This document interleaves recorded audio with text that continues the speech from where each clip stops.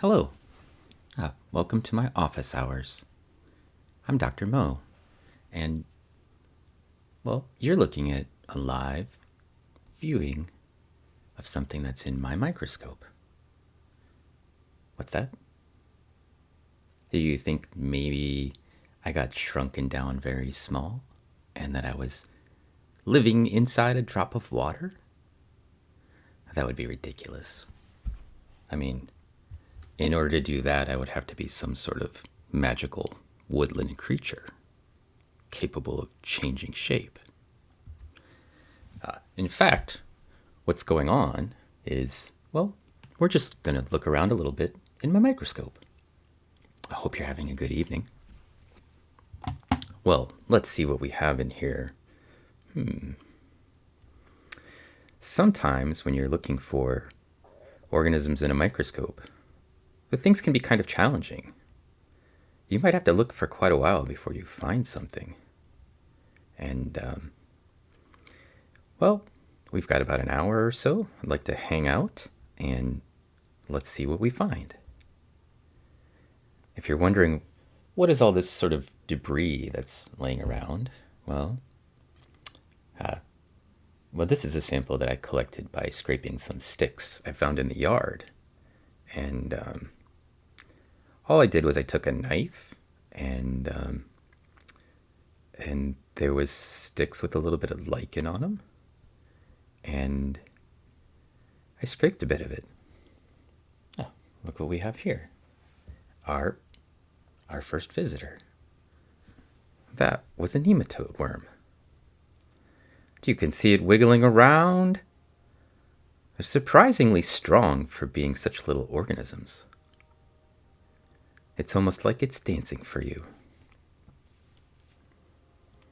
It does look a little bit like a snake, doesn't it, Ringo?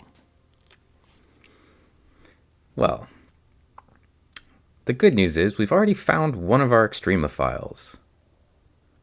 Somebody told me once that if you got rid of everything in the world and all substantial matter, except for nematode worms, that you could still see the outline of most things because they're so plentiful. Here it's sort of hiding behind some debris, so why don't we try looking around for something else? I thought I saw something out the corner of my eye when we were over here. Yes. Here we go. We are already finding water bears. It was a short but successful hunt. Here's our first target. Another extremophile. Just as promised. You can see him just crawling around like a silly little guy. Very active. He's trying to get very close to me for some reason. Let's see. Oh, he's also gone behind a little piece of junk. This is what microorganisms do. They ruin everything. They just climb behind little pieces of junk all the time. Don't be shy. I will not eat you like some sort of random piece of candy from Japan, like Miss B.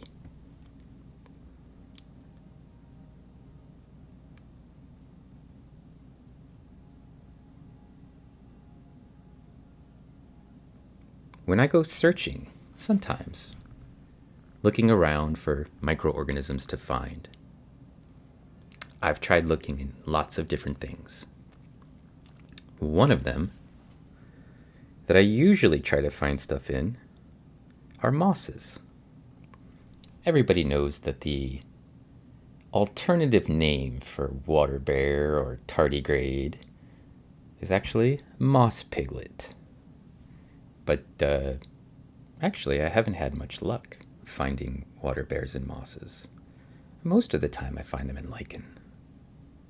Like this little guy.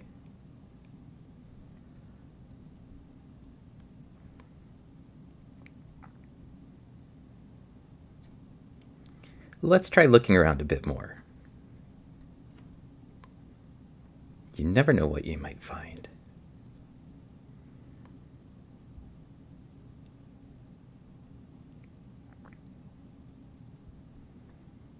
Ah,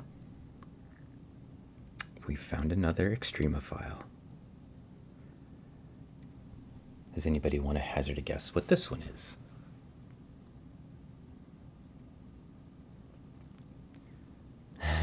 It seems very inefficient at moving. Well, this is true. Water bears actually have very strange movement behavior. You can tell it's a water bear when it's a water bear, which this one is not, by the fact that they have 8 legs. This one only has 1 leg, or more like 1 foot. Any guesses as to what it could be?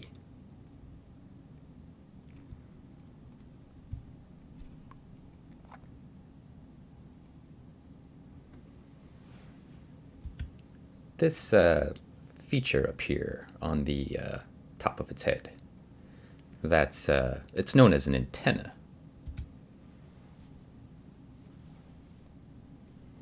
No? Well, if you were at my lecture last night, you would recognize this thing, perhaps, as a deltoid rotifer.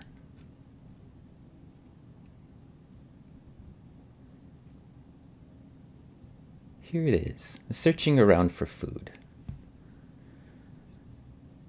Rotifers have very unique feeding behavior.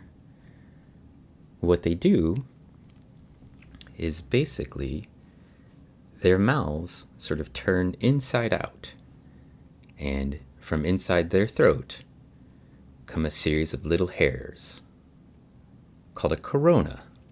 The corona surrounds the head, and they begin to spin them.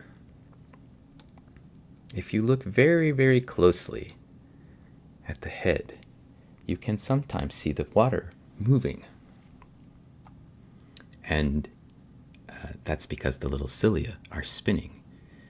And rotifers will bring the food directly to their mouths as a result. This is their normal feeding behavior. They are filter feeders. Oh, I think I found another one. As I mentioned, they're kind of common. Here it is, sort of peeking out from behind some more junk. They're kind of common. Oh, this is another nematode. And another. I think sometimes when I go looking for water bears, I more commonly find the rotifers. But this sample seems to have a lot of interesting creatures. This one, right here, that is neither a rotifer nor a water bear. This is a mite, a tiny mite living in the lichen.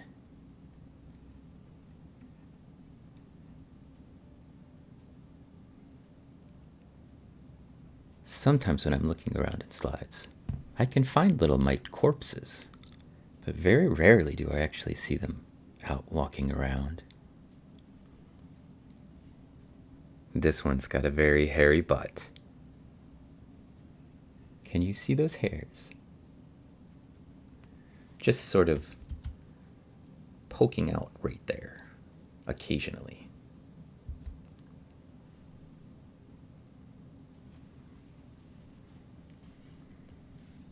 Okay, let's move on. Let's see what else we could find. Somewhere in the background, crawling around at very high speeds is some sort of ciliate. What's interesting about this sample is that everything that you see when I started was dried and living in some sort of hibernating state on the stick. In fact, The stick was very dry. I found it in the yard. And at the time, nothing was moving. All I had to do was scrape a bit of the lichen off into a little bowl, add some water, and then we have little wrigglers like this guy, another nematode worm. You see it kicking about, right? Very cool. Here's another. And another. They're all over in this sample. There's all three of them dancing to some sort of crazy beat. Sometimes when I find water bears, like really big water bears, they're actually eating the nematode worms. Many things, when you're very small, are food if they can fit in your mouth.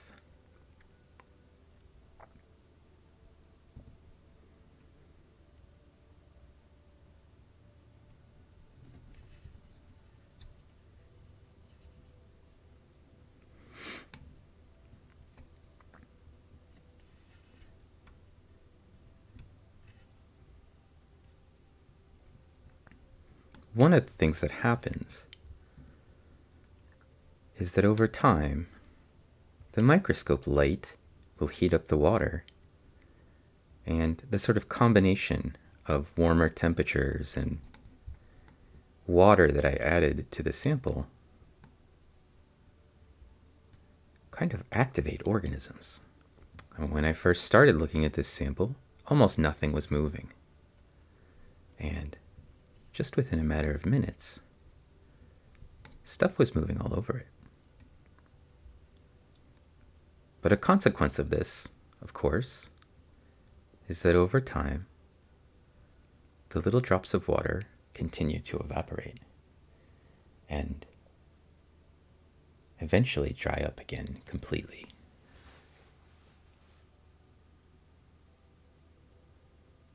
Another nematode. Neat, right?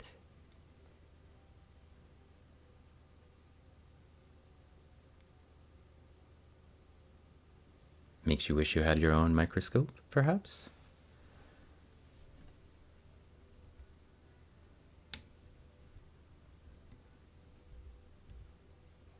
Sometimes I can tell that there's some sort of animal living in my sample because pieces of it are just moving around when I'm not moving. Sometimes I just see them with my very sharp eyes.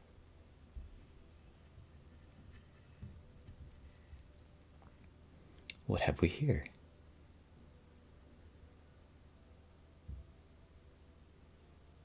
It's another water bear. It's come out to play.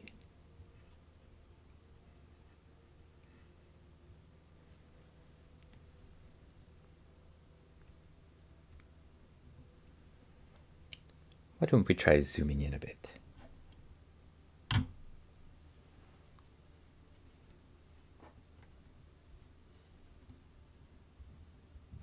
Currently, we are looking through the microscope at a magnification of 200 times.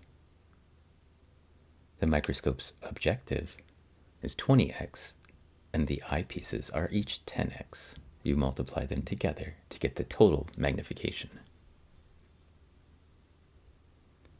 This is a water bear. Again, I can tell because of the way that it moves. Crawling around mostly behind this piece of junk.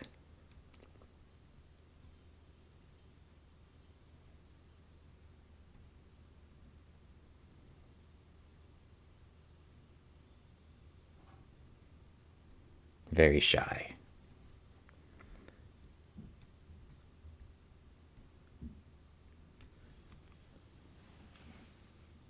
Water bears have a really interesting crawling behavior. Their back legs, sort of like some sort of scallop or something, are kind of bound together, and they're mostly used for grasping. The front 6 legs they crawl around with and try to find objects to pull themselves towards. You can see this behavior if they're not hiding behind junk, of course.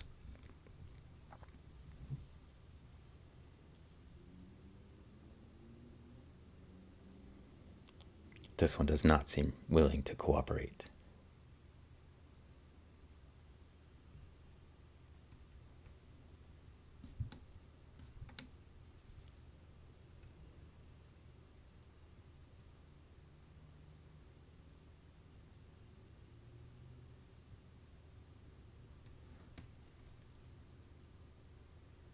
Do they have little claws?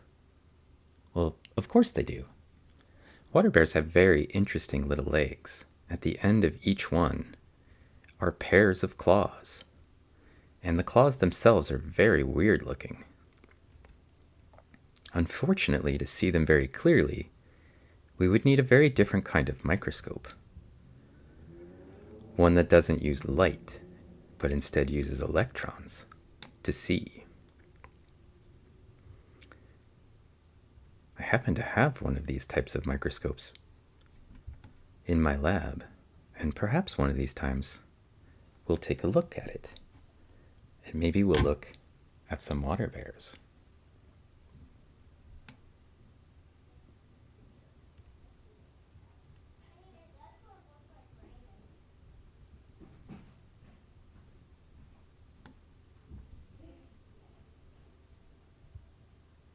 Another nematode.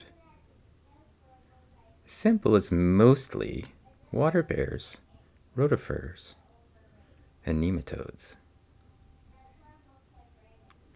Another nematode.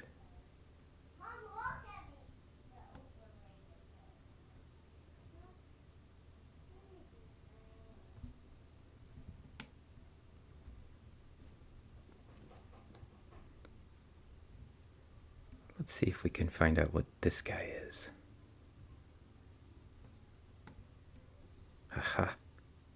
Another Deloid rotifer. If we can get it to come out to play, that is.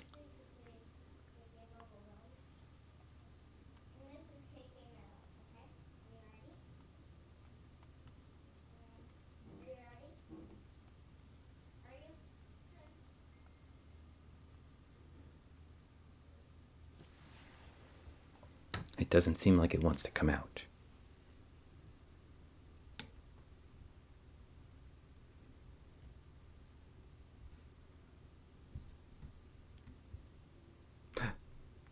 Here we go. Another little water bear. This one may be a quarter of the size of the one that we saw before. A baby. So cute. Look at him crawling around.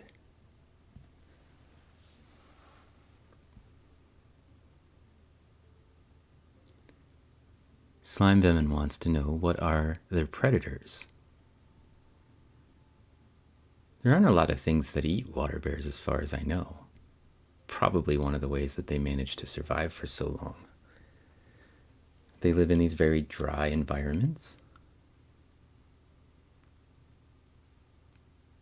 Sort of snacking on things like moss and algae and other microorganisms.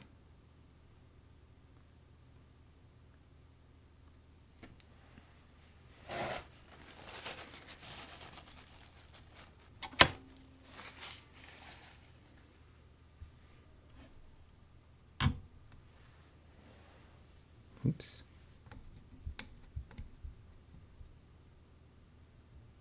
Here we go.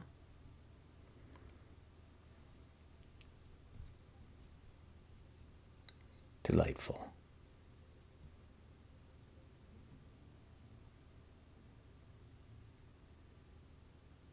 Here you can see all 8 of their legs.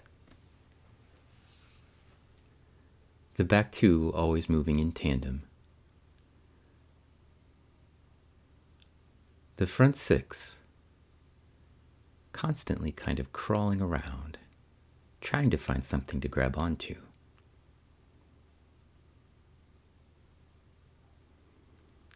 Would a water bear be classified as an omnivore?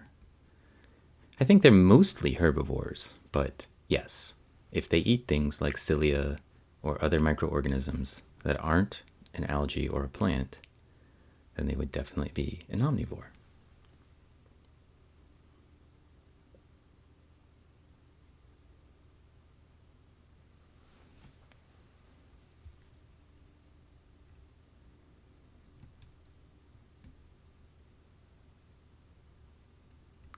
One of the things you might not know about water bears, many of them don't actually have eyes.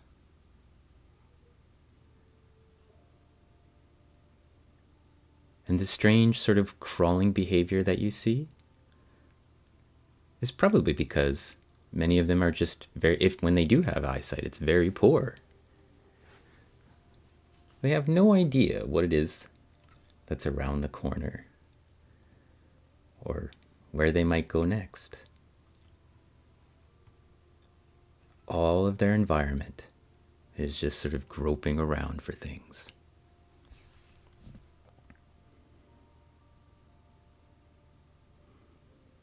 Can they hear?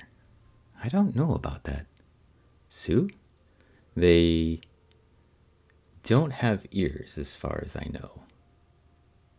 They're more like mole bears. Perhaps. I think part of the reason they seem so cute to us is that they're helpless like little babies. Is it eating? It's trying to. Sometimes because the water bears are a little translucent, you can actually see what they've been eating, which is kind of cool, if you ask me.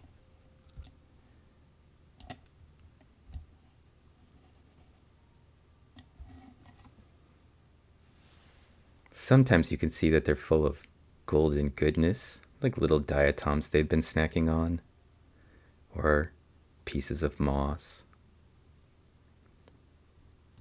Probably if you've spent the last 4 or 5 weeks curled up in a little ball with no water, hibernating, you probably get hungry.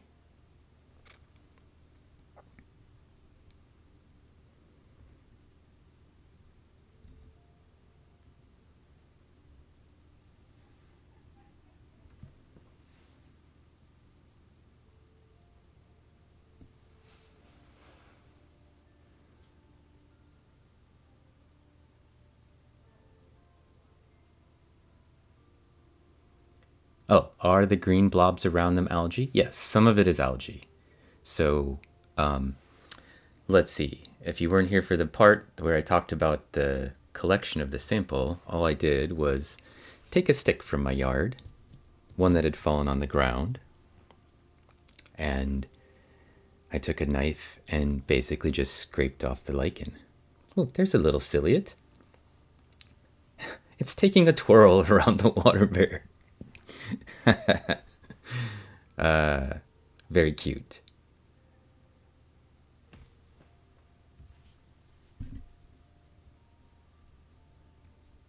And then I added all of the pieces of the lichen that I'd scraped into a little bowl and added some water. One thing that's really important to take into consideration if you're going to try this at home, if you have your own microscope, probably you shouldn't use tap water. And the reason for that is most tap water is chlorinated, which is used to kill microorganisms. At my house, the water is reverse osmosis purified. It would be great if I had a fish tank, but I primarily use it to drink from.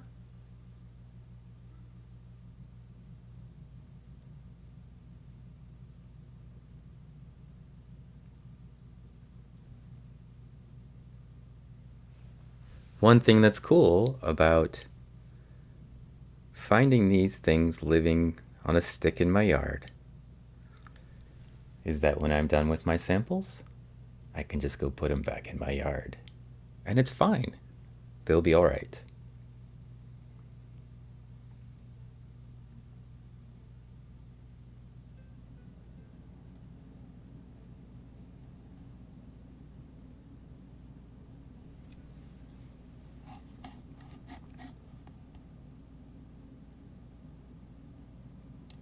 Drowseem asks, can you find any microorganisms in tap water? I mean, for the most part, no. You probably wouldn't want to find them there. But you can find microorganisms in puddles outside your house pretty easily.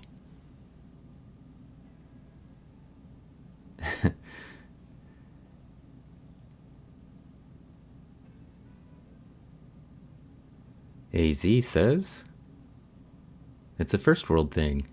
In my city, only half of the water ever gets chlorinated, if any. Well, you probably don't have a row-pure system into your house, but you could buy distilled water.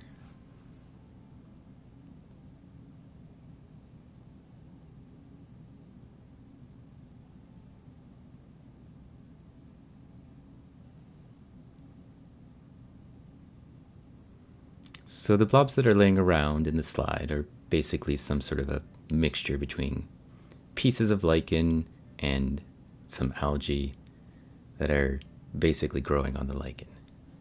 And water bears often use this as a food source. Let's keep looking.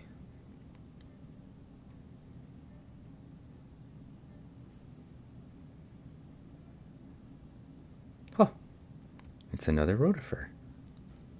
This one's very active. Do you see the difference? Just 1 foot on a rotifer.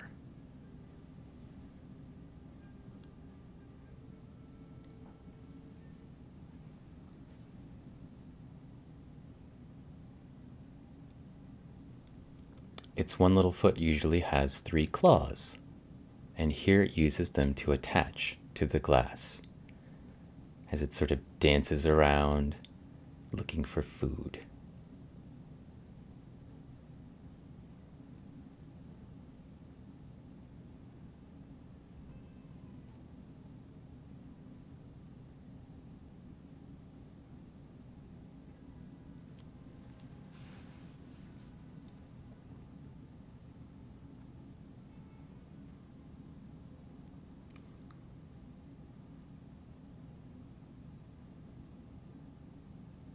Is distilled water safe for microorganisms? I know humans aren't supposed to drink it. You can drink distilled water. You just don't want it to be your only water source.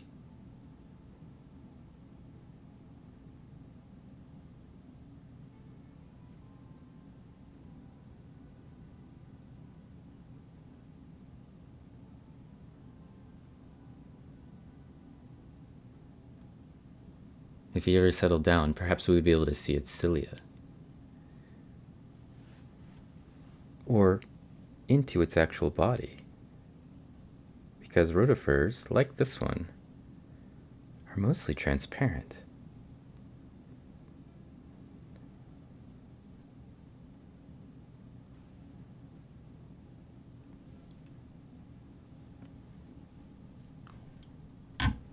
Let's zoom back out.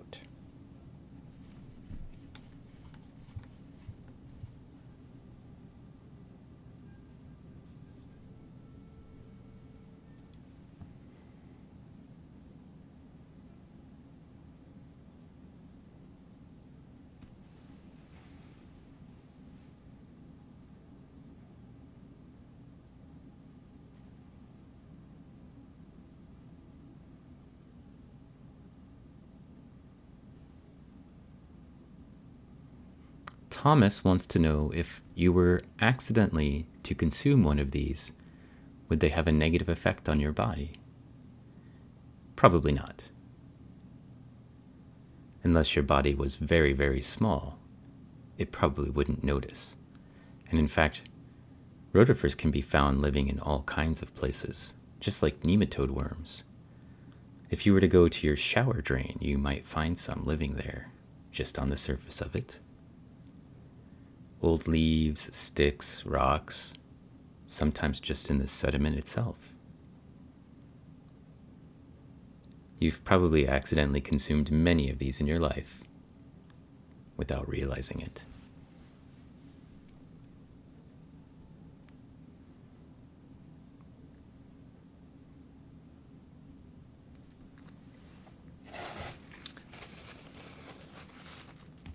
This thing right here, this is a dead rotifer. That one is no more.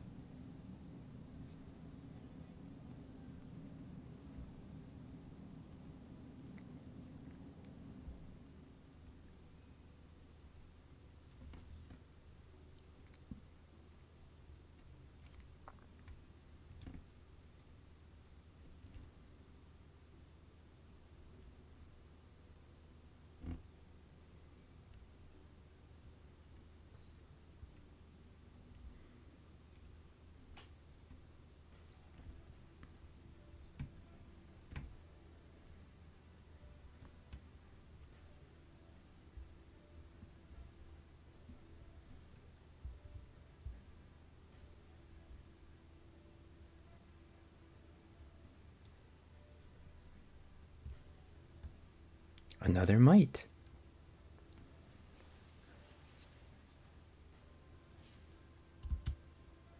Do you see these little things sticking off of the back end of it?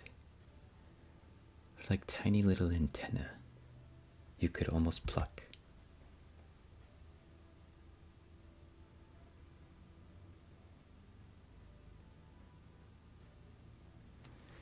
Can I tell you anything about the life cycle of a rotifer? Well, of course I can. Rotifers have very interesting life cycles. All rotifers are a little bit different. These ones are bdelloid rotifers, which means they're all ladies. They're all laying eggs, and all of their eggs are clones. Oh, this mite. Look at him crawling around.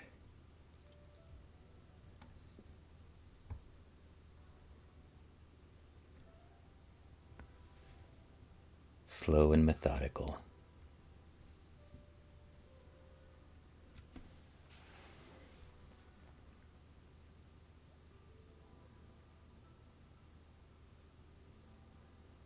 What do these eat? Well, all of the organisms that are in these samples, they have to eat things that are in their environment.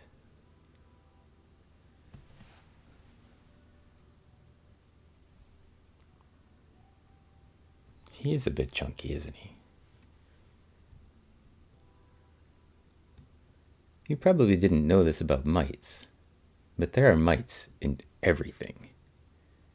Soils in particular, lichen, thousands of mites of different species, most of which are not even described. Reminds you of bed bugs. Very, very small. Probably harmless.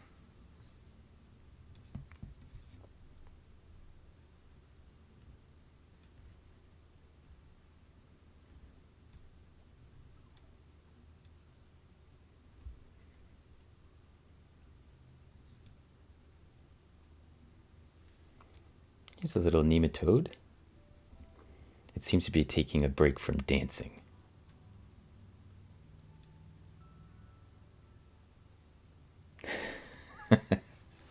You're going to use it as an opener on a date. Ah, I'm sure that will be delightful conversation.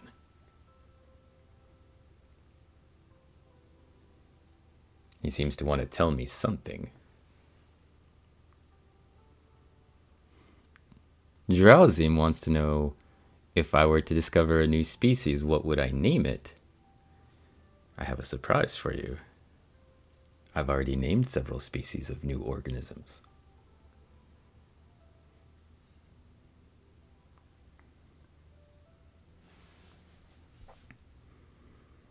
Typically, I like to name organisms after the place they were found, or sometimes after another scientist who worked in the region, or something about that organism's shape, only in Latin.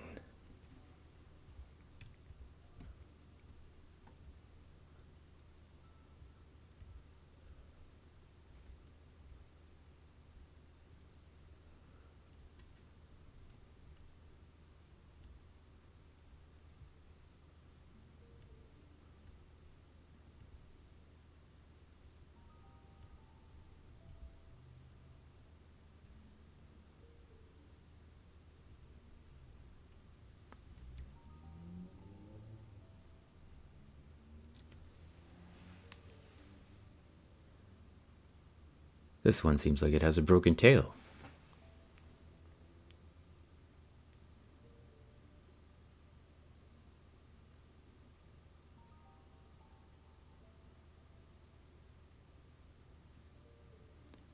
You hope I choose names that are fire names? Like Foot Eater and Fire Tongue. Those would be fun names. I'm going to write those down. Jay wants to know, is there a reason why Latin was picked for scientific naming conventions? Well, we were trying to do something where basically no country would have any advantage. So we were going to base everything in some fundamental underlying root language, which was Latin. That was before English was practically spoken everywhere on the planet. In fact, up until about 15 years ago, when you described new species, you had to describe them in Latin.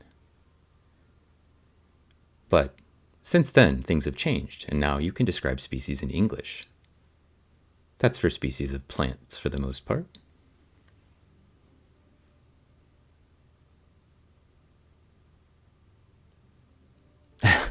You're going to impress your Tinder date by offering to name a species of organisms after her. I'm sure she will be delighted. Maybe save it for the second date.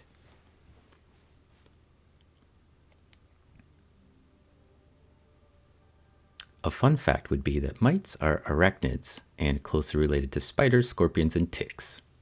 Yes, mites have 8 legs, so most 8-legged creatures that are this small belong with the arachnids, except, of course, our friend the water bear.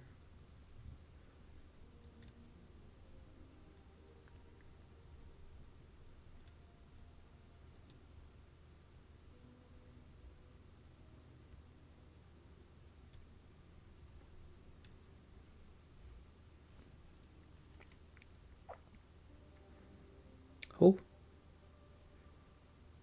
a tiny little rotifer hiding among the lichen.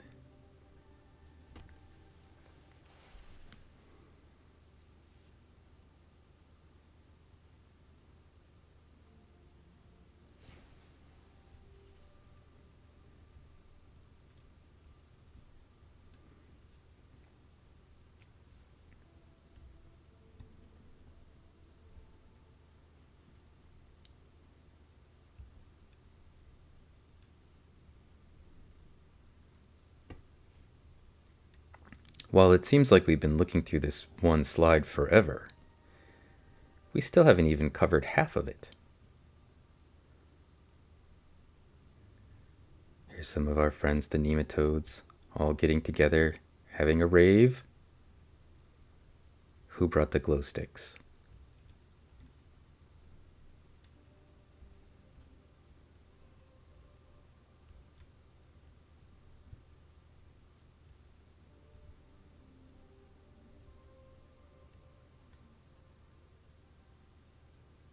see movement.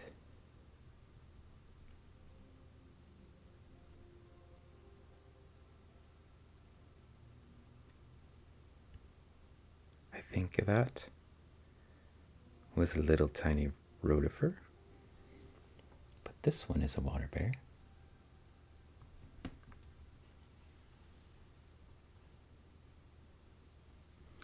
Let's see if we could get closer.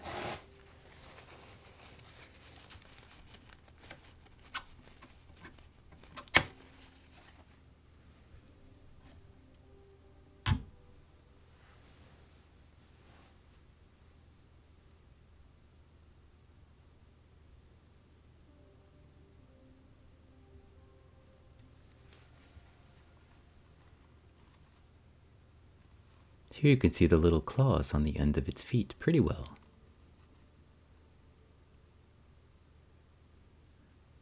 Also, this one's been eating. Do you see the green splotches inside? Oh, come back. Come back, water bear.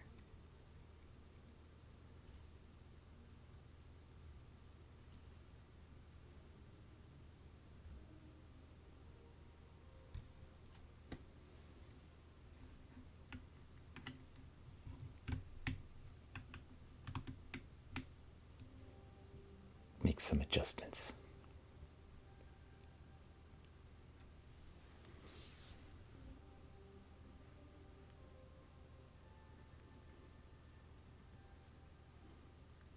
You weren't expecting this. Well, Press Eckler, what were you expecting? I mean, isn't this what everybody does? When they're trying to cool off and take their office hours between classes?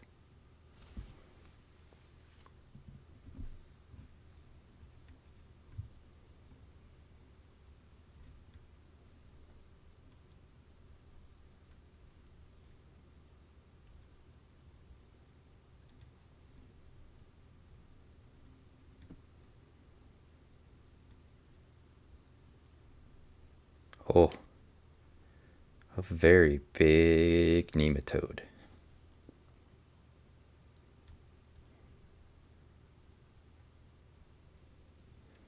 This one's not moving.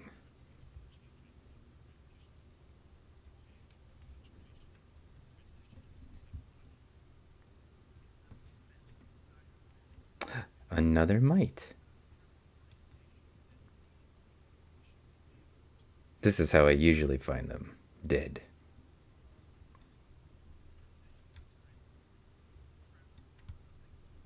Here's another one, also dead.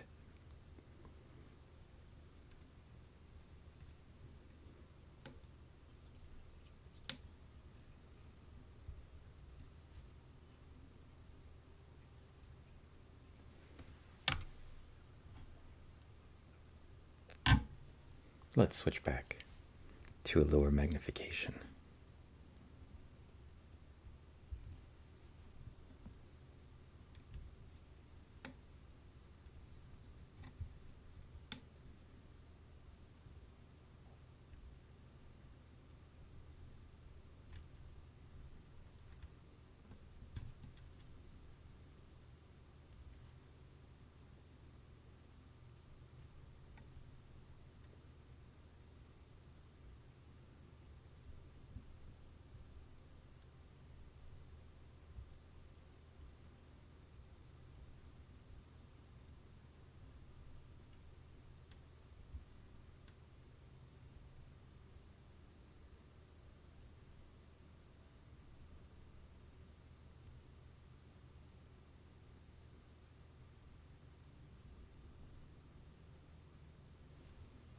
Something in there very small is moving.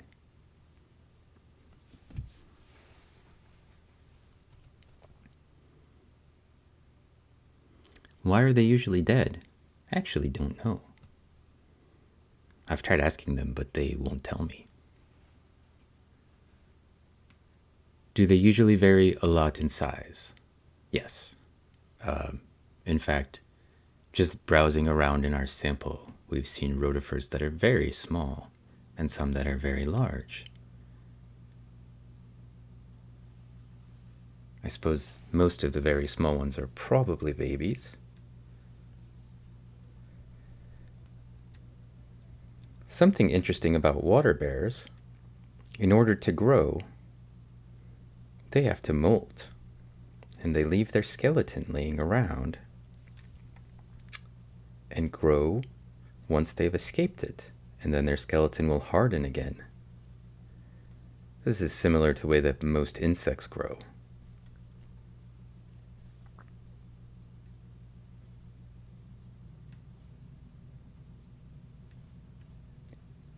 But water bears will sometimes have a very interesting strategy.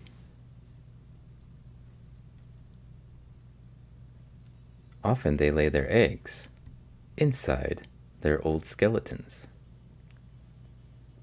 And so sometimes you can come across the molt of a water bear with little eggs inside of it.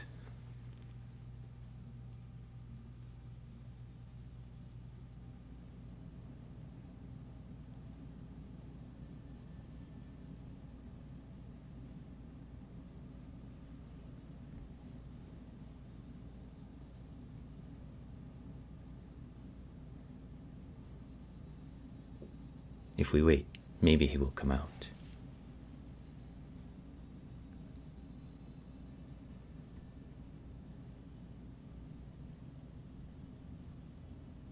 Huh? No. Still too shy.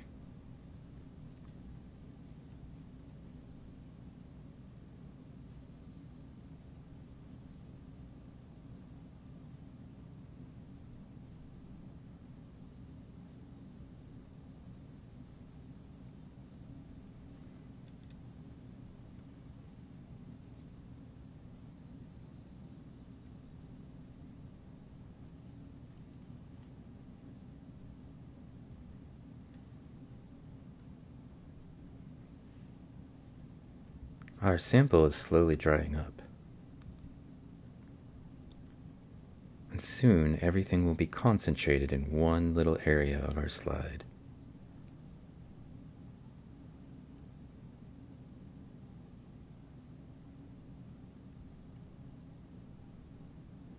And then, very slowly, they will begin to revert to their forms in their dehydrated states.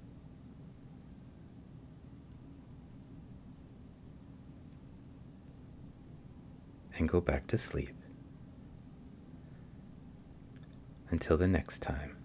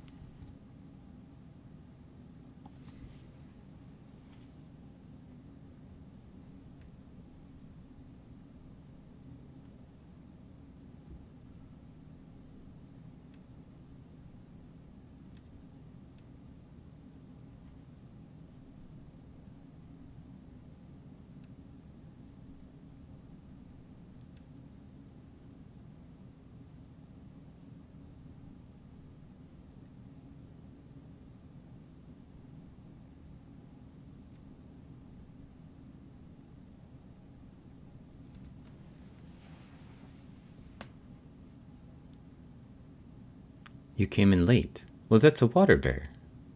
It has 8 legs. It just happens to be hiding back behind pieces of lichen again, only visible for a short little window. Here it is. And now over here. But you can see off the front of his face a little bit. His snout has little spines.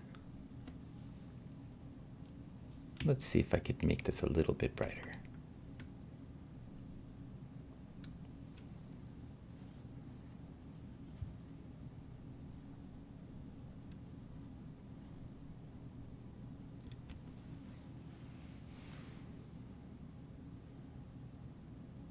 Where did I get this sample from?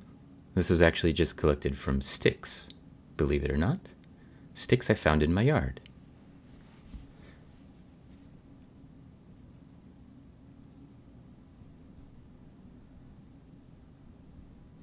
Most commonly when I look in pond water, I don't see things like water bears.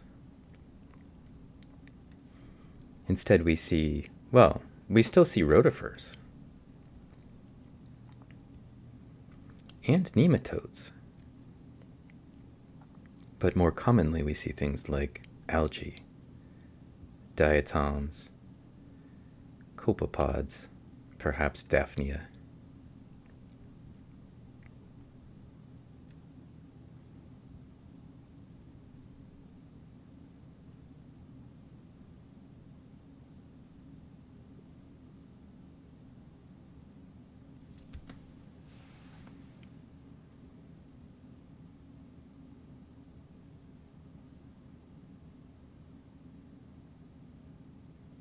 Is it alone? Well, we're here with it, so it can't be alone, can it?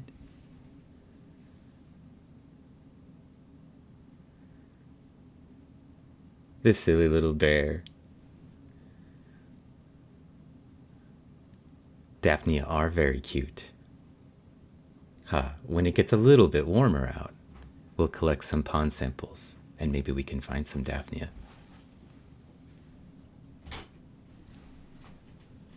Sound just cut out for me.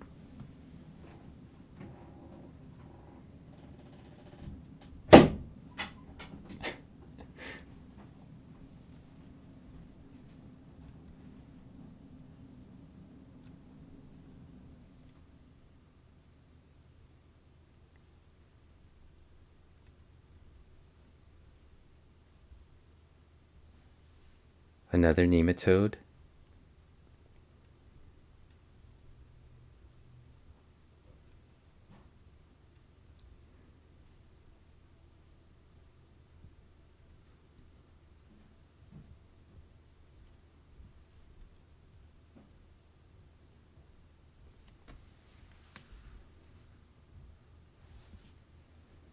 And another. And a little tiny rotifer hiding in the lichen. And here's another. This one's crawling. You get different types of rotifer in pond samples than you would in, say, moss or lichen. These ones are the bedelloids. The bdelloid rotifers are the ones that are truly extremophiles. Well, we've looked around through most of this slide. Why don't we try looking at a little bit of moss before we go? We don't have a whole lot of time left, but I can stick around a bit longer. Another water bear. Let's see. Somewhere here I have some slides.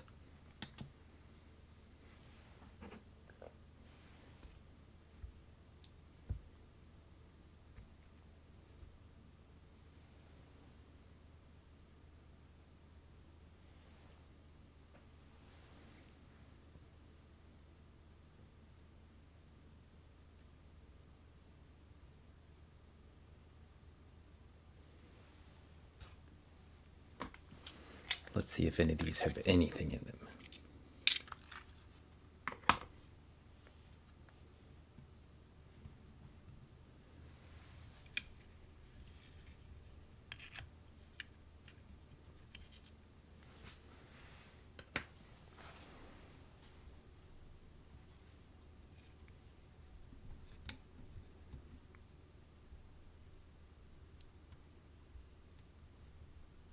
That is a little rotifer curled up, hiding. Perhaps he'll wake up as the slide starts to warm. These little guys are ciliates. Here's one now.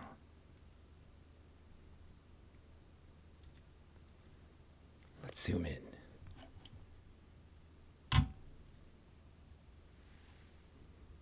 Look at it go. Very cute. Spinning its little hairs. Trapped on a piece of moss.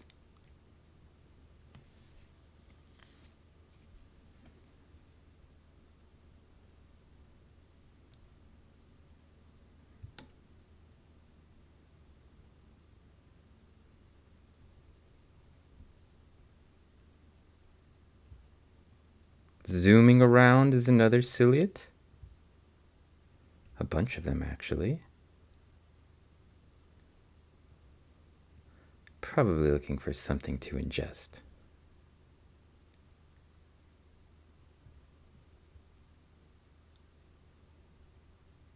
This sample was just a little piece of moss I found laying around in my yard, just like the stick. Let's see. Change a few settings and zoom in really close. What are you?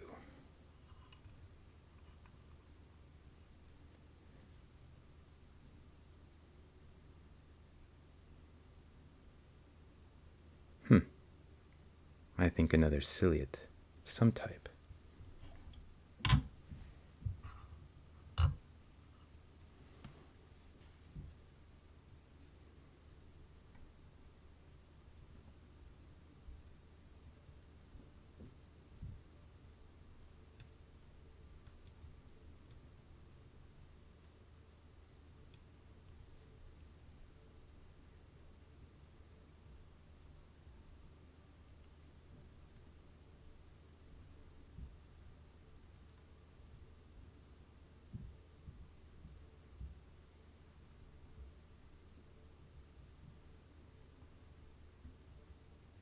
This moss sample, much less exciting unfortunately, still has things moving around in it.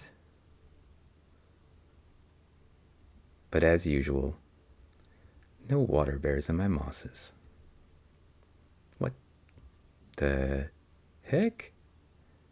That is a diatom. Crawling around, waiting for sunlight. Let's zoom in. That is a tiny algae with a silica skeleton.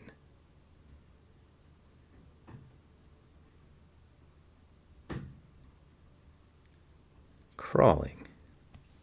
You probably didn't think algae could crawl, but these ones can. Diatoms are more like plantamals than plants or animals.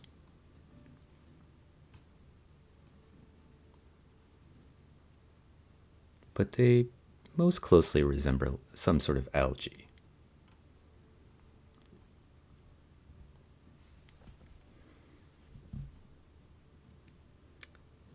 This one, Pinularia borealis, I believe.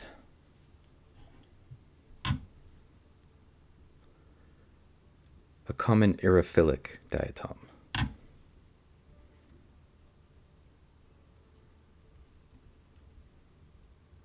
Here's a piece of the moss itself.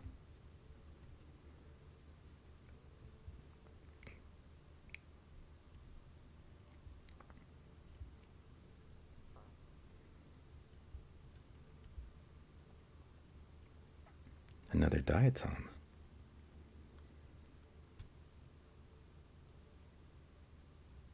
Ah, a rotifer. Let's zoom in.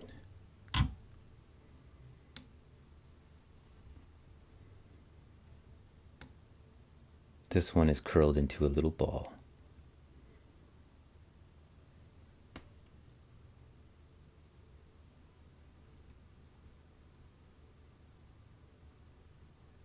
There's his little head poking out.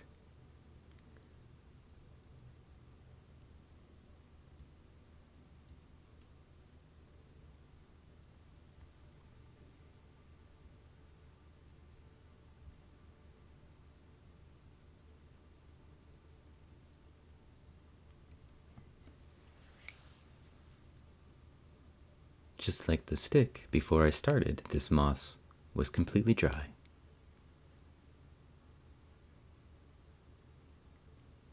This rotifer was curled up into a ball like this, waiting for moisture, the next rainfall, a bit of snow melt.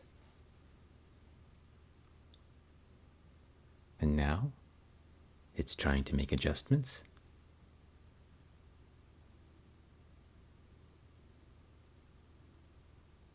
We won't hurt you, little rotifer. Come on out.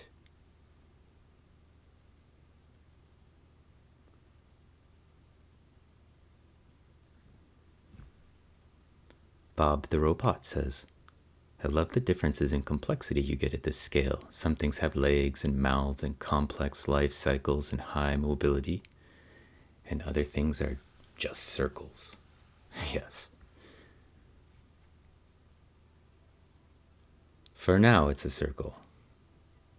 One of these times it will maybe stretch itself out.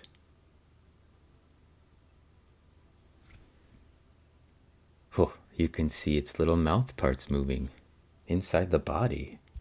Let's see, right around here. Yeah, that.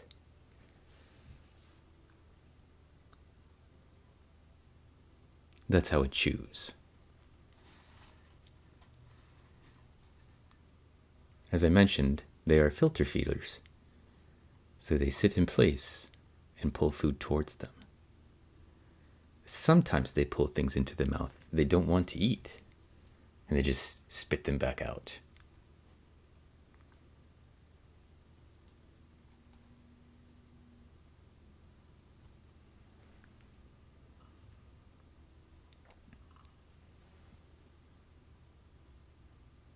Oh, a little ciliate came to visit. Let's see if we can find where it went. Oh, more diatoms. This one? Hansia amphioxus. And this one? Not sure.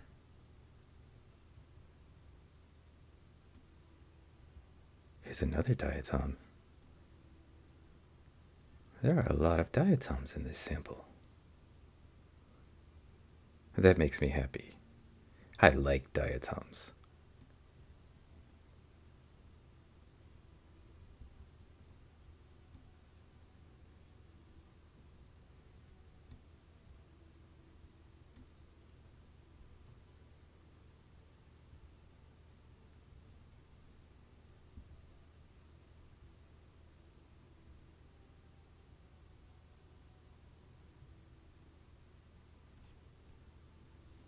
Can you see the little hairs?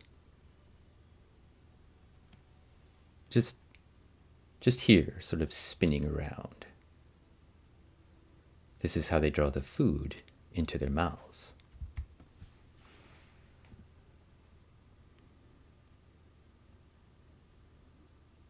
Unfortunately, it's also how they get stuck on things.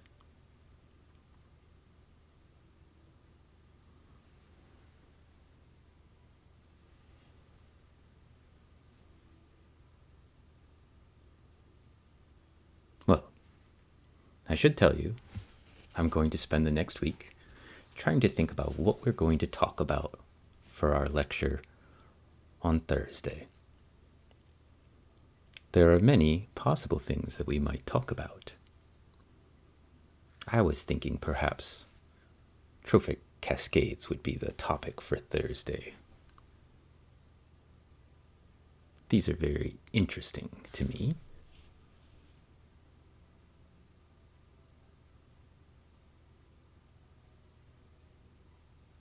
Anybody have other suggestions?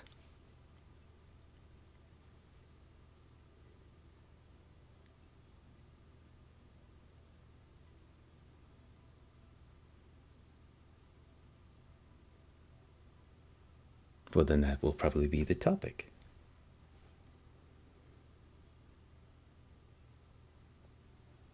Let's look around just a little bit more. And then I will end my office hours, and I will see you Thursday.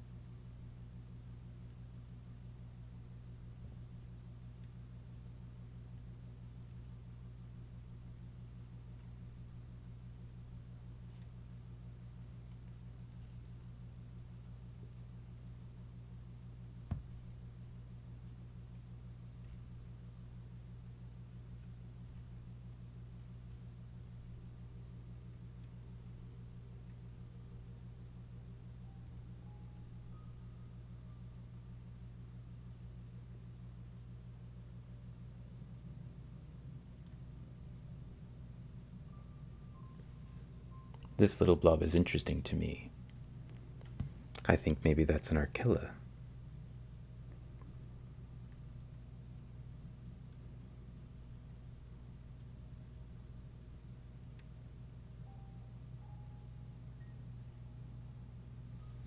Just spinning around. Nothing better to do. Very nice.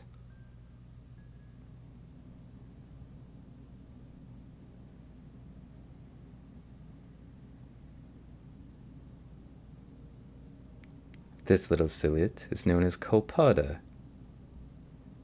Usually they help matter decay.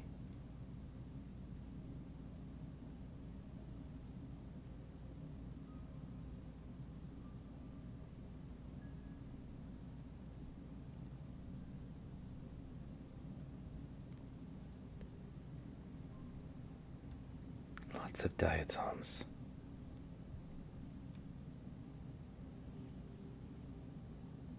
Ha, here he is. Let's see if he can keep up with him.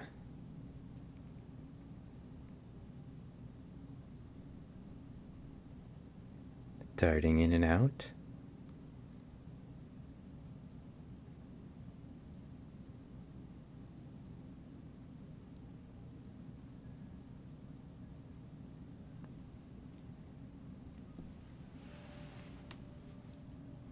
Oh, hydrothermal vents?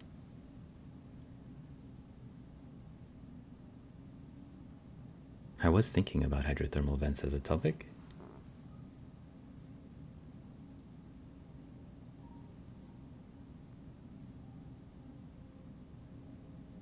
I wonder if he ever realized it's the same piece. He just keeps going round and around.